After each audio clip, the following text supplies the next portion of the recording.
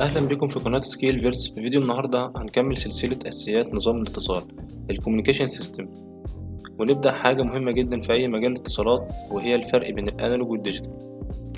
يعني إيه أنالوج؟ الأنالوج هو الإشارة اللي بتتغير بشكل مستمر، زي الصوت الطبيعي بتاعنا أو موجة الراديو، أو الإشارة الكهربائية اللي بتتغير بدون توقف. يعني مفيش خطوة ثابتة، كله بيزيد وبيقل بصورة ناعمة. أبسط مثال الراديو القديم اللي بتلف فيه زرار التوليف.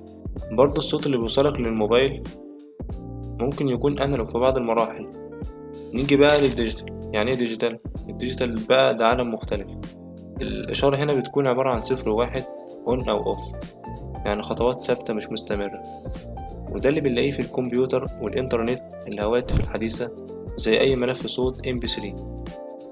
أي رسالة واتساب أو صورة بتتصور بالموبايل كلها عبارة عن بيانات رقمية. الفرق الأساسي بينهم إن الأنالوج فيه تفاصيل أكتر، لكن مشكلته إنه بيضيع بسهولة بسبب التشويش النويز. أما الديجيتال فهو أنظف وأدق وأسهل في التخزين والنقل، عشان كده هو المسيطر دلوقتي. نيجي للسؤال، مين الأفضل؟ هو مفيش أفضل مطلق، لكن التطور التكنولوجي خلى العالم كله يتحرك ناحية الديجيتال، لأنه أسرع وأدق وأسهل في المعالجة. وبكده نكون شوفنا الفرق الحقيقي بين الأنالوج والديجيتال، وإزاي كل نظام ليه دوره في عالم الاتصالات.